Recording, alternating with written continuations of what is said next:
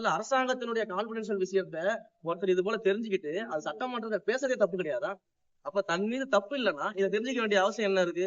அவர் மீது வந்து உண்மையிலேயே அவர் வந்து எந்த விதமான தப்பும் பண்ணல, கிளீனா இருக்குன்னா இதை தெரிஞ்சுக்க வேண்டிய அவசியம் உங்களுக்கு என்ன இருக்கு? மடியில கனம் இருந்தா தானே இந்த மாதிரி வேலைகள் எல்லாம் பண்ண வேண்டியது இருக்கும்.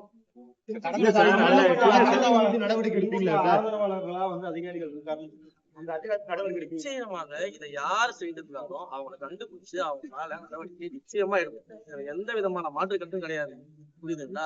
அதே சமயத்துல இவங்க எந்த அளவுக்கு வந்து தப்பு செஞ்சு அந்த தப்பு செய்யறதுனால பயத்துல இருந்தாங்கன்னா, இந்த ஆட்சியாளரை கண்டுபிடிச்சிருவாங்க நடவடிக்கை எடுத்தாங்க பயத்துல இருந்தாங்கன்னா, இப்படி வந்து ஒரு டிபார்ட்மெண்ட்டுக்குள்ள என்ன நடக்குதுன்னு தெரிஞ்சுக்கிற அளவுக்கு இவங்க இறங்கி இருக்கிறாங்க. ஆனா இவங்க எவ்வளவு தப்பு பண்ணிருப்பாங்கன்னு சிந்திச்சு பார்க்கணும். அதுதான் முக்கியம். அப்ப அவ்வளவு பயம் இவங்களுக்கு இருக்குது. நம்ம தப்ப கண்டுபிடிச்சுவாங்க பயம் இருக்கிறதால நோண்டிக்கிட்டு இருக்கிறீங்க நீங்களும் சேர்ந்து இந்த விஷயங்கள் எல்லாம். அப்ப அந்த பயமே எங்க ஆட்சி கிடைச்ச முதல் வெற்றி. நாங்க நேர்மையா நடைபெற்று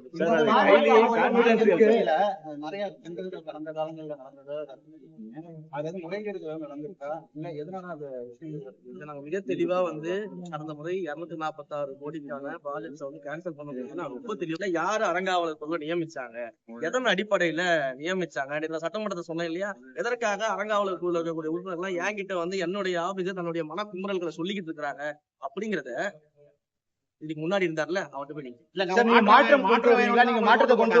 அறங்காவலர் போடும் போது நீங்க பாருங்க. இப்ப நாங்க 9000 கோயிலுக்கு அறிவிச்சிருக்கோம்ல, நாங்க போடும் போது நீங்க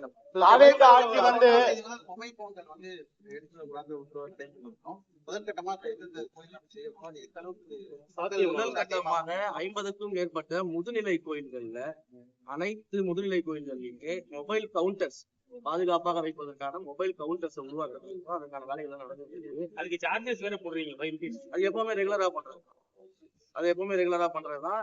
என்னன்னா இப்ப அந்த மொபைல் கவுண்டர்ஸை வந்து நம்ம உருவாக்கி கியூக்கு போறதுக்கு முன்னாடி அந்த மொபைல் கவுண்டர்ஸ்ல மொபைல்ஸ் ஹேண்ட் ஓவர் பண்ணிட்டு தரிசனம் முடிச்சது திரும்ப அந்த மொபைல் போன் வந்து கலெக்ட் பண்ணிருக்காங்க ஃபெசிலிட்டிஸ் நம்ம பண்ணிருக்கிறோம். இது எதற்காக அப்படின்னா நீங்க சமூக வலைதளங்கள்ல பார்க்கலாம், பல்வேறு இடங்கள்ல வந்து உள்ள மூலவர் சிலைகள் உள்ள இருக்கக்கூடிய வீரங்களையும் வந்து வீடியோ எடுக்கிறது போட்டோ எடுக்கிறது வந்து இதெல்லாம் சமூக வலைதளங்கள்ல பரவிக்கிட்டே இருக்கு. அப்ப கோவிலுக்கு தரிசனம் செய்யக்கூடிய பக்தர்கள் வந்து வந்தாங்க, தரிசனம் போனாங்க, மன நிம்மதியா வெளியில போனாங்கன்றது தவிர்த்து இது போன்ற விஷயங்கள் இந்த டிவைசஸ்னால அவங்க வந்து டிஸ்ட்ராக்ட் ஆகக்கூடாது, இது வெளியில போகக்கூடாது அப்படின்ற ஒரு ரீசனுக்காக நம்ம வந்து இதை முன்னெடுப்போம். இந்த முன்னெடுப்பை தயவு செய்து பொதுமக்கள் வந்து உங்களுடைய திருக்கோயில்களின் நலன் கருதி அதை ஃபாலோ பண்ணணும் அப்படின்றத நம்ம கேட்டுக்கலாம். ஏன் அப்படின்னா பொதுமக்களுக்கு இந்த ஒரு அவேர்னஸ் இருக்கு. என்ன அவேர்னஸ் அப்படின்னு நான் சொல்றேன்னா, ஃபார் எக்ஸாம்பிள் இப்ப இங்க இருந்து நம்ம திருப்பதி கோயிலுக்கு போறோம்னு வச்சுக்கோங்க.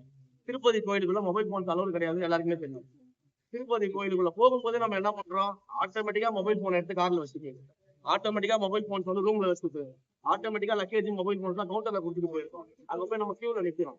இங்கேயாவது 3 மணி நேரம் 4 மணி நேரம் வந்து கூட்ட நெரிசல்ல நிக்கிறாங்க, கியூல வராங்கன்றதுக்கே நம்ம என்ன பண்றோம், ஒரே ஆர்ப்பாட்டம் பண்ணிடுறோம். 3 மணி நேரம் 4 மணி நேரம் கியூல நிக்கிறோம், நிர்வாகம் சரி கிடையாது, அரங்க கோயில் சரி கிடையாதுன்னு சொல்றோம். நம்ம 12 மணி நேரம் 16 மணி நேரம் ஆனா கூட அமைதியா நம்ம என்ன பண்றோம்னா எல்லாத்தையும் பண்ணிட்டு இருக்கோம். பட் இந்த அளவுக்கு வசதிகளை மேம்படுத்தணும் அப்படின்னு சொல்லி நம்ம ஒரு கண்ணாதான் இருக்கும். அதையும் நம்ம பார்த்துட்டு தான் இருக்கோம். வசதிகளையும் மேம்படுத்தணும் நம்ம சொல்றோம், அதையும் நம்ம பண்ணிட்டு இருக்கோம். ஆனா எப்படி நீங்க திருப்பதி கோயிலுக்குள்ள போகும்போது மட்டும் மொபைல் போனை கரெக்டா வச்சுட்டு தான் போகணும், பேகை கரெக்டா வச்சுட்டு தான் போகணும், அதெல்லாம் எடுத்துட்டு போக கூடாது, இப்படிதான் போகணும்னு ஒரு மைண்ட் செட்டுக்கு மக்கள் வந்துட்டாங்க இல்லையா? அதே மைண்ட் செட்டு தமிழ்நாட்டு கோயில்கள்லயே மக்கள் பின்பற்றணும். ஏன்னா அப்பதான் எப்படி இந்த கோயிலுக்குள்ள இருந்து வீடியோ வெளியில வர்றது, கோயிலுக்குள்ள இருந்து போட்டோ வெளியில வர்றது, ரீல்ஸ் வெளியில வர்றது அதெல்லாம் இல்லாம எந்த காரணத்துக்காக நம்ம கோயிலுக்கு போறோமோ இறைவனை வந்து மனநிம்மதியோடு தரிசனம் செய்துவிட்டு வெளியில வரணும். வேற எந்த காரணத்தையும் அப்படின்றத நம்ம மிக தெளிவா இருக்கிறதுனாலதான் நம்ம இந்த மெத்தடை கொண்டு வரோம். இதை மக்களும் வந்து தயவு செய்யணும். அதே போல மீண்டும் சொல்றேன், மீடியா நண்பர்களுக்கு மீண்டும் ஒரு முறை சொல்றேன், எந்த கோயில்கள்ல எந்த விஐபி விவிஐபி அதே போல சினிமா நட்சத்திரங்கள் யார் வந்தாலும் கோயில் வளாகத்தின் வெளியில நீங்க எவ்வளவு வேணா வீடியோ எடுங்க, எவ்வளவு வேணா போட்டோ எடுங்க, எந்தெந்த கேள்விகள் வேணா நீங்க கேளுங்க, அதை பத்தி பிரச்சனை கிடையாது.